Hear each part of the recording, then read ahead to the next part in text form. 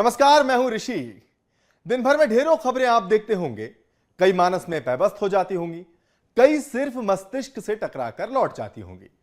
कुछ के मायने आपको फौरन समझ आ जाते होंगे, कुछ के निहितार्थ तत्काल आपको समझ में नहीं भी आते होंगे। आपकी सहूलियत के लिए बीएसटीवी लेकर आया है दिन भर की प्रमुख खबरों का निचोड़। खबर क्या है, क्यों है, इसका मूल मंतव्य क्या है, इसके पीछे की वजह क्या है, यह सारा विश्लेषण आपको सिर्फ आधे घंटे में देखने को मिलेगा। इसे देखिए तो आपकी दिन भर की बड़ी खबरों की सारी जिज्ञासाएं यूं ही शांत हो जाएंगी। हर दिन इसी वक्त आपके लिए हम लेकर आते हैं खबरों का बेहतरीन विश्लेषण, ताकि आप भी कह सकें कि खबर तो यह है।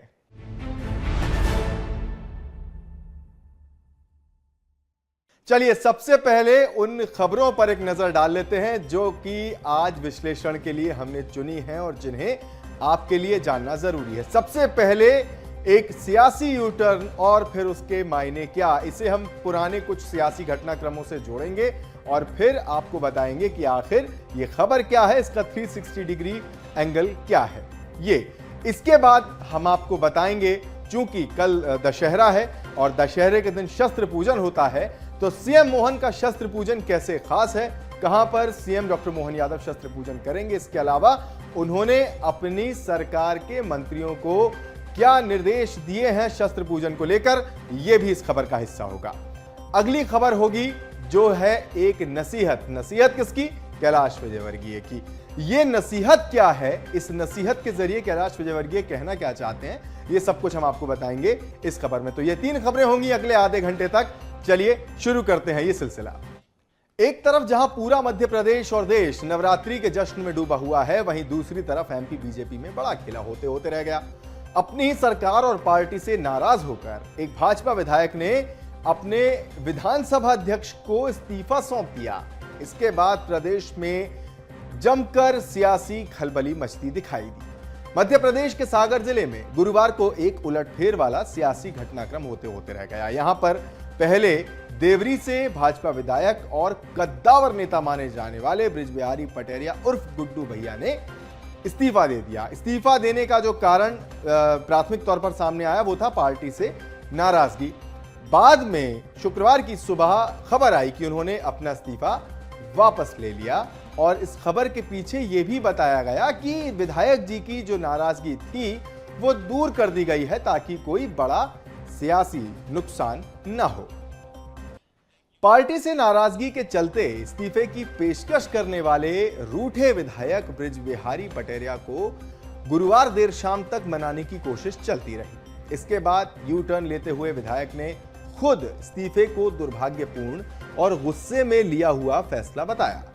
पटेरिया ने कहा कि इस्तीफे का फैसला आक्रोश में ले लिया था, मैंने ये कदम गुस्से में उठाया था, लेकिन मुख्यमंत्री डॉक्टर मोहन यादव हमारे साथ हैं, पूरा संगठन हमारे साथ है। जिन कार्यकर्ताओं ने इस पद तक पहुंचाया उनके आदेश का पालन तो करना ही होगा। 10 अक्टूबर को पटेरिया ने विधायक पद से इस्तीफे की पेशकश करते हुए विधानसभा अध्यक्ष को पत्र लिखा था, ये मैंने आपको बताया कुछ देर पहले। और इस पत्र में उन्होंने लिखा था कि एक पीड़ित के पक्ष में थाना केसली में एफआईआर दर्ज नहीं होने से वो आहत है। इसके पीछे की जो इस्तीफा दिया गया उसके पीछे की वजह क्या है, अब हम वो चर्चा कर रहे हैं। उन्होंने ये भी कहा था कि मैं पीड़ित हूं, व्यथित हूं और इसकी वजह से इस्तीफा दे रहा हूं। ये 10 अक्टूबर की देर शाम तक जो घटनाक्रम चला उसकी जानकारी मैंने अभी आपको दी। स्वाभाविक वो आक्रोश का विषय था, वो दुर्भाग्यपूर्ण क्षण था जब मैंने आक्रोश से वशीभूत होकर के ये कदम उठा लिया। पार्टी मेरे साथ में है, माननीय मुख्यमंत्री जी हमारे साथ में है, पूरा संगठन, हमारे पूरे मंडल अध्यक्ष, पूरे कार्यकर्ता जिनने हमें इस पद तक पहुंचाया है वो सब साथ में है। अब उन सबके निर्देशों का पालन, आदेश का पालन मैं करूंगा, माननीय अध्यक्ष जी का, माननीय मुख्यमंत्री जी का आदेश का पालन करूंगा और अब वो इस्तीफा की जो बातें हैं। तो बृजबिहारी पटेरिया ने कांग्रेस का साथ छोड़कर भाजपा का दामन थाम लिया था। ये इतिहास में जाकर जब हम देखते हैं तब की चीजें सामने आती हैं। 2022 में ये उलटफेर हुआ था। उस वक्त मध्य प्रदेश के तत्कालीन प्रदेश अध्यक्ष कमलनाथ के लिए यह बहुत बड़ा झटका माना जा रहा था। बृजबिहारी पटेरिया के कांग्रेस छोड़ने पर तत्कालीन मुख्यमंत्री शिवराज सिंह चौहान, भूपेंद्र सिंह और बीडी शर्मा सहित कई बड़े नेताओं ने उन्हें बधाई दी थी। 1998 में पहली बार चुनाव लड़े थे बृजबिहारी पटेरिया, देवरी से चुनाव जीते थे। इसके बाद 1998 से 2003 तक उन्होंने देवरी से विधायक के तौर पर कांग्रेस का नेतृत्व किया था। ये तो बृज बिहारी पटेरिया का इतिहास हुआ, लेकिन जिस तरह से उनकी नाराजगी सामने आई वो वजह क्या थी, अब हम उसकी चर्चा करेंगे और वो आपको बताएंगे। तो अब वो पहलू समझिए जिसकी वजह से विधायक जी नाराज हो गए थे और फिर बाद में मान गए। दरअसल सागर के केसली थाना क्षेत्र के ग्राम मेडकी में सर्पदंश से एक व्यक्ति की मौत हो गई। उस पर आरोप यह लगा था कि अस्पताल में डॉक्टर ने रिपोर्ट में सर्पदंश से मौत लिखने के एवज में 40,000 रुपए मांगे थे। सबूत होने के बाद भी पुलिस ने डॉक्टर के खिलाफ एफआईआर दर्ज नहीं की। इसके बाद मामला विधायक जी तक पहुंचा और जब मामला विधायक जी तक पहुंचा तो वो थाने पहुंचे और आरोपी डॉक्टर के खिलाफ उन्होंने कार्रवाई की मांग की। एफआईआर फिर भी दर्ज नहीं हुई। इस पर विधायक बृज बिहारी पटेरिया ने कहा था कि सबूत और सत्ता पक्ष के होने के बाद भी अगर एफआईआर नहीं हो रही है तो इससे शर्मनाक बात क्या हो सकती है। इस सियासी घटनाक्रम में चर्चाएं उस वक्त और ज्यादा हो गईं जब एक ट्वीट सामने आया। ट्वीट किया था गोपाल भार्गव ने। उन्होंने भी इस घटना की निंदा जैसी करते हुए कार्रवाई की मांग की और बृज बिहारी पटेरिया से इस्तीफा नहीं देने की बात की। उन्होंने घटना का जिक्र किया और लिखा कि उक्त घटनाक्रम दुखद है। किसी व्यक्ति की मौत जैसी घटना पर भी शासकीय कर्मचारियों द्वारा मृत्यु प्रमाण पत्र बनाए जाने के लिए पैसे की मांग की जा रही है। भाजपा की सरकार जो गरीबों के लिए दिन रात काम करती है, ऐसी सरकार में पुलिस के अधिकारियों या चिकित्सकों कोई भी हो जो जनता से चुने विधायक जी की भी नहीं सुने, उनकी ऐसी कार्यप्रणाली बर्दाश्त नहीं की जाएगी। नाराजगी आप देख रहे हैं शब्दों की और साथ ही वो समर्थन जो बृज बिहारी पटेरिया को मिला। उन्होंने आगे ये भी अपने ट्वीट में लिखा, ये ट्वीट जो पीछे आप मेरे देख रहे हैं, इसी ट्वीट का कुछ हिस्सा जो मैं आपको पढ़कर बता रहा हूं वो यही कि मेरे द्वारा, यानी गोपाल भार्गव ने लिखा कि मेरे द्वारा विधानसभा देवरी के विधायक एवं वरिष्ठ भाजपा नेता श्री बृज बिहारी पटेरिया से कहा गया है कि हमें क्षेत्र की जनता ने आशा और विश्वास के साथ चुना है और आप इस्तीफा ना दें।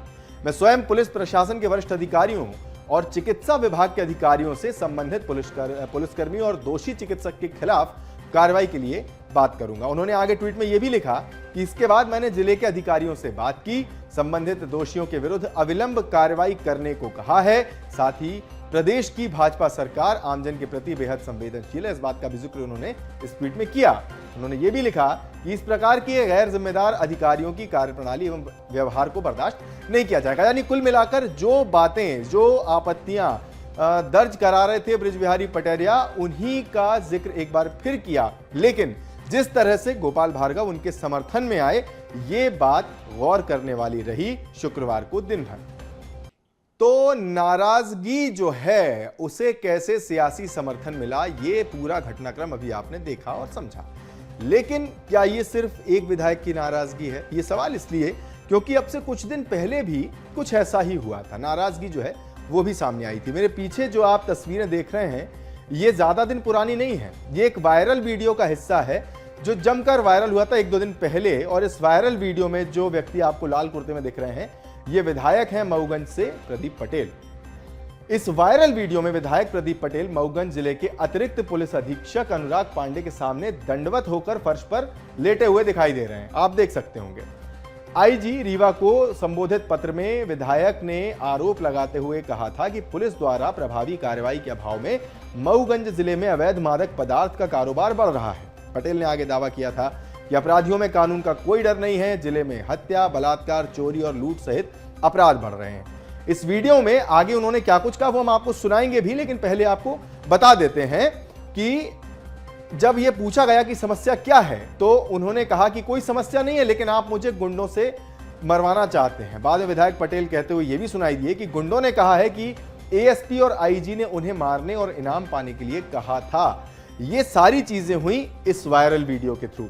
वायरल वीडियो होने के बाद बीजेपी नेता से उनकी टिप्पणी के लिए संपर्क नहीं हो पाया। हालांकि इस बीच कांग्रेस ने इस क्लिप का इस्तेमाल करके यह दावा जरूर किया था कि भाजपा शासित राज्य में कानून व्यवस्था ध्वस्त हो गई है। हालांकि विपक्ष का काम भी यही है। विपक्ष के काम के साथ एक बड़ा सवाल जो यहां पर उठा वो यही कि आखिर इतनी ज्यादा क्या नाराजगी हो गई या इतनी ज्यादा क्या आपत्ति हो गई कि विधायक जी को इस तरह से दंडवत होकर पुलिस अधिकारी के सामने झुकना पड़ा और अपनी बात कहनी पड़ी। क्या कुछ कहा उन्होंने, पहले आप वो सुन लीजिए। समस्या कुछ नहीं है, गुंडों से आप मेरे को मरवा नहीं देंगे। सर मेरे ऐसा मत करिए सर, ऐसा नाराज मत करिए। कौन से गुंडे आ रहे हैं? अरे इतना सारे गुंडे चारों तरफ बाहर मचा है। उन्होंने बोला है कि मैं तो एडिशनल एसपी आईजी ने बोला है बड़े डबल कर दिया है, उसको नाम नहीं, क्या बात कर रहे हो? तो विधायक जी अगर ऐसे काम कर रहे हैं तो ये निश्चित तौर पर कुछ ना कुछ अंदरूनी हलचल तो है, इस बात से इनकार नहीं किया जा सकता। हालांकि है या नहीं है ये पुख्ता तौर पर कैसे कहा जाए, ये भी अपने आप में एक सवाल है, क्योंकि जिन विषयों को लेकर दोनों ही विधायकों की नाराजगी दिखाई दी वो जुड़े हुए तो जनता से ही थे। खैर, जनता से जुड़े हुए इन विषयों के घटनाक्रमों पर विधायकों की नाराजगी हमने आपको दिखाई, 2 घटनाएं आपको बता दी। लेकिन जो अगली खबर है, अगली बात है, वो नाराजगी है या शिकायत है या क्या है, उसे आप थोड़ा सा अपने आप समझने की कोशिश कीजिए। लेकिन इस सियासी घटनाक्रम जो है वो इन्हीं गतिविधियों से कनेक्ट होता हुआ दिखता है। कनेक्ट होता हुआ ऐसे कि उसकी चर्चा यहां पर होनी जरूरी है। बात मध्य प्रदेश के एक विधायक से जुड़ी हुई है।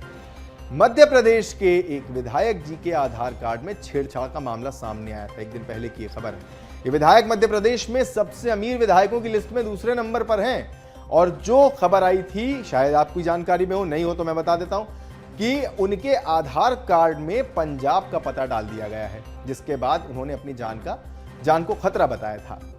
कटनी जिले से जुड़ा हुआ यह मामला है। बीजेपी विधायक संजय पाठक ने तुरंत ही इसे लेकर जिला कलेक्टर और एसपी को शिकायत की। कटनी जिले के विजय राघवगढ़ विधानसभा सीट से बीजेपी विधायक संजय पाठक ने आरोप लगाया था कि बिना उनकी सहमति और जानकारी के उनके आधार कार्ड में पता बदल दिया गया।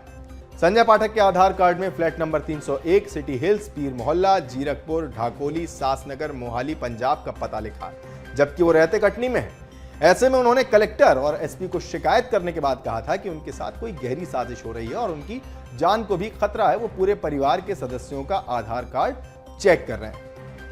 जब बैंक वाले आए और हमारे अकाउंटेंट के साथ मिलकर उन्होंने आधार कार्ड को रीचेक किया तो पता चला कि मेरा जो पता है वो संजय पाठक वार्ड कटनी की जगह वो जीरकपुर चंडीगढ़ पंजाब लिख के आ गया उसमें पता। तो फिर जब उसकी पूरी जांच के लिए मैंने माननीय एसपी महोदय को और माननीय कलेक्टर साहब को लिख के दिया कि इसकी जांच कराई जाए कि मेरा पता परिवर्तन कैसे किया गया और किसके द्वारा किया गया। तो एसपी महोदय ने इस पर साइबर सेल और सबको लगा के और पूरी डिटेल निकलवाई है। ये पता मेरा जो परिवर्तित हुआ है दिल्ली के किसी नंबर से हुआ है, वहीं से 50 रुपये का चालान जमा करके और उसने हमारा पता जो है कटनी की जगह पंजाब के चंडीगढ़ के पास के जीरकपुर का कर दिया। कि संभवतः मेरे पीछे कोई बड़ा षड्यंत्र चल रहा है जो मेरे लिए प्राणघातक भी हो सकता है। तो इसीलिए मैंने कलेक्टर एसपी को लिख के भी दिया था और डीजीपी को भी लिख के भेजा है कि मेरा सुरक्षा के दृष्टिकोण पर जो उचित आपको लगता है वो कदम उठाएं। तो इस पूरी खबर को जो हमने आपको बताया उससे यही सामने आया कि मध्य प्रदेश के जो भारतीय जनता पार्टी के विधायक हैं उनकी अलग अलग किस किस तरह की समस्याएं सामने आ रही हैं, इनका कनेक्शन कैसे भी है या नहीं, उसे आप थोड़ा सा डिकोड करने की कोशिश करेंगे तो कर पाएंगे शायद। खैर, अगली खबर की ओर बढ़ेंगे। सीएम मोहन का शस्त्र पूजन, ये खबर इसलिए क्योंकि दशहरा है कल और दशहरे पर शस्त्र पूजन किया जाता है। लेकिन क्या कुछ तैयारियां हैं सरकार की ओर से, अब उनका यहां पर हम जिक्र कर लेते हैं। प्रदेश में सभी बीजेपी के विधायक और सांसद दशहरे के दिन यानी 12 अक्टूबर को शस्त्र पूजा करेंगे। यह फैसला मुख्यमंत्री मोहन यादव ने लिया है। मोहन यादव ने एक सभा के दौरान सभी को निर्देश देते हुए कहा था कि चाहे पुलिस लाइन हो, शस्त्रागार हो, थाना हो, सभी जगहों पर शस्त्र पूजन किया जाएगा। सीएम ने कहा था कि हजारों साल से भारत की परंपरा रही है, हाथों में शस्त्र और शास्त्र दोनों होना चाहिए। इसलिए हमारी सरकार ने निर्णय लिया है कि दशहरे में धूमधाम से शस्त्र पूजन किया जाएगा। डॉक्टर मोहन यादव ने सभी को निर्देश दिया कि चाहे मंत्री हो, विधायक हो या फिर सांसद हो, पुलिस लाइन हो, शस्त्रागार हो, थाना, सभी दशहरे के दिन शस्त्र पूजन करेंगे। शस्त्र और शास्त्र को मानने वाली देवी अहिल्याबाई की राजधानी महेश्वर में सीएम डॉक्टर मोहन यादव खुद दशहरे को शस्त्र पूजन करेंगे। भाजपा सरकार की मंशा है कि शस्त्र पूजा के जरिए समाज में सुरक्षा और सामर्थ्य का संदेश दिया जाए। मुख्यमंत्री ने अहिल्याबाई के 300वीं जयंती पर पूरे प्रदेश के हर जिला मुख्यालयों पर मंत्री, सांसद और विधायकों से शस्त्र पूजन करने को कहा है, जैसा कि मैं आपको बार बार बता रहा हूं। सीएम ने आगे यह भी कहा कि एक हाथ में शस्त्र और दूसरे में शास्त्र लेकर अहिल्याबाई होलकर ने 1767 से 1795 तक 28 वर्षों तक शासन किया। स्वयं स्वर्ण जड़ित तलवार लेकर रामपुरा गोहद महेश्वर युद्ध के समय सेना का संचालन किया। और चूंकि ऐसी वीरांगनाएं हमारी इस पावन भूमि पर हुई हैं, तो उनके सम्मान में भी ऐसे आयोजनों को करना चाहिए। दशहरे पर जो मंत्री जहां रहेंगे, वो पुलिस लाइन हो, शस्त्रागार हो, थाना हो, मंत्री, विधायक, सांसद सभी दूर दशहरे पे धूमधाम से शस्त्र पूजन करेंगे। ये हमारी सरकार का निर्णय है। हमारे यहाँ तो हजारों साल से पहचान रही है कि हाथ में शस्त्र भी चाहिए, शास्त्र भी चाहिए। और चूंकि बात अभी मैंने अहिल्याबाई होलकर की तो कुछ उनके बारे में भी करना जरूरी है बातें, ताकि आप भी जानें कि हमें इस दिन पर और अहिल्याबाई होलकर पर गर्व क्यों होना चाहिए। दरअसल 1767 में रघुनाथ राव पेशवा ने होलकर के राज्य को निगलने की कोशिश की थी। इस पर अहिल्या देवी ने रघुनाथ राव से लड़ने के लिए महिलाओं की एक सशस्त्र सेना बनाई थी। महिलाओं की सेना को सेनापति के रूप में उन्होंने नेतृत्व भी किया। उसका संकट के समय कभी भी लड़ाई को देखते हुए महिला के साथ युद्ध के मैदान में शत्रु के साथ लड़ने के लिए वो सदैव तैयार रहीं। अहिल्या देवी होलकर को सूबेदार मल्हार राव होलकर द्वारा सैन्य संचालन और शस्त्र निर्माण की ट्रेनिंग दी गई थी। समय समय पर उन्होंने इस ज्ञान का प्रयोग किया। एक तरफ शस्त्र और दूसरी तरफ शास्त्र रखकर निर्णय लेने के अलावा आयुधों के संचालन में दक्ष थी रानी अहिल्याबाई का राज दरबार, जैसे राज गांधी कहते थे, महेश्वर से चलता था और 28 सालों तक उन्होंने मध्य भारत, जिसे खासतौर पर मालवा निमाड़ कहते हैं, उस पर राज किया। देश भर में 28 सालों में उन्होंने कई धर्मशालाएं बनवाई, सैकड़ों निर्माण कार्य करवाए। और उनमें से कुछ जो प्रसिद्ध हैं, उनमें बनारस का मणिकर्णिका घाट, सोमनाथ का शिव मंदिर, इसके अलावा जो उन्होंने जो प्रमुख मंदिर बनवाए उनमें शहरों के नाम एक बार हम गिना देते हैं, आप पढ़ भी सकते हैं। उज्जैन, नासिक, रामेश्वरम, जगन्नाथपुरी, अयोध्या, हरिद्वार, द्वारका, गया, बद्रीनारायण, ये इन तमाम जगहों पर उन्होंने मंदिर बनवाए। तो देश भर में उनकी कीर्ति पताका तो लहराई ही, लेकिन वीरता की उनकी जो कहानियां हैं उन पर भी हमें गर्व होना चाहिए। और इसी वजह से ये जो आयोजन है, इसे विशेष बनाने के लिए खुद सीएम डॉक्टर मोहन यादव महेश्वर के किले में शस्त्र पूजा करेंगे। अहिल्याबाई के दौर की किले में आज भी 20 से ज्यादा तलवारें संरक्षित और सुरक्षित रखी हैं। ये 2 फुट से ज्यादा लंबी हैं। साथ ही बड़ी ढाल, तोप के गोले, किले के छेद में रखी जाने वाली 10 फुट से ज्यादा लंबी बंदूकें, पालकी भी हैं। इसी जगह पर खुद सीएम डॉक्टर मोहन यादव कल मौजूद रहेंगे। उनकी 2 तलवारें, जिसका पूजन खुद होलकर वंश के राजा करेंगे। इसी मंच से मोहन यादव तमाम आदिवासी शस्त्रों के साथ पारंपरिक शस्त्रों की पूजा करेंगे, जिसमें आदिवासी धनुष बाण, तीर कमान, कुल्हाड़ी, टंगिया, भाले वगैरह शामिल होंगे। और चलिए आज की आखिरी खबर की अब हम बात करेंगे। खबर कहें या नसीहत, आप जान लीजिए, आप समझ लीजिए। दरअसल कैबिनेट मंत्री कैलाश विजयवर्गीय ने पूर्व विधायक जीतू जिराती द्वारा आयोजित सादगी गरबा महोत्सव में एक बड़ा बयान दिया। मंत्री विजयवर्गीय ने कहा कि योगी जी ने सही कहा है, बटोगे तो कटोगे। विजयवर्गीय ने यह भी कहा कि साल बाद आने वाली जो नई पीढ़ियां हैं उनको खतरा है। इंदौर के सादगी गरबा में विजयवर्गीय ने कहा कि मैं फिर कह रहा हूं कि आने वाले 25 साल बाद हमारे भविष्य को, हमारे बच्चों को बहुत खतरा है। जिस प्रकार देश की डेमोग्राफी बदल रही है और जिस प्रकार कुछ राजनीतिक दल तुष्टीकरण की नीति को अपना रहे हैं, वो देश में अशांति फैलाने वाले लोगों को संरक्षण देने जैसा है। इसलिए बहुत जरूरी है कि हम सनातन धर्म के साथ चलें। उन्होंने उत्तर प्रदेश के मुख्यमंत्री योगी आदित्यनाथ का उदाहरण देते हुए कहा कि योगी जी ने सही कहा है, बटोगे और कटोगे। और हरियाणा की जनता ने बता दिया कि हम नहीं बटेंगे। ये हरियाणा चुनाव के नतीजों पर कैलाश विजयवर्गीय ने कनेक्ट करते हुए कहा था। उन्होंने आगे ये भी कहा कि इसलिए आप सभी से निवेदन है कि विचारें, गंभीरता के साथ विचार करें, चिंतन करें। हमारे धर्म, हमारी परंपरा, हमारी आध्यात्मिक शक्ति, हमारे धर्मगुरु और हमारे धर्म ग्रंथ विश्व में सर्वश्रेष्ठ हैं। उन्होंने जो मंच से कहा पहले, अब आप वो भी सुन लीजिए। कि आने वाले 25 साल बाद हमारे बच्चों के लिए बहुत खतरा है। जिस प्रकार देश की डेमोग्राफी बदल रही है और जिस प्रकार कुछ राजनीतिक दल तुष्टीकरण की नीति के कारण देश में अशांति फैलाने वाले लोगों को संरक्षण दे रहे हैं। बहुत जरूरी है कि हम सनातन धर्म के साथ चलें। योगी जी ने सही कहा है, बटोगे तो कटोगे। और हरियाणा की जनता ने बता दिया कि नहीं बटेंगे। तो आज के लिए बस इतना ही। ताजा खबरों के लिए आप जरूर देखते रहिए BSTV। मुझे दीजिए इजाजत, अपना खूब ख्याल रखिए। अगली बार फिर हाजिर होंगे कुछ ऐसी खबरों के साथ जिन्हें देखकर आप कह सकें कि खबर तो ये है। नमस्कार।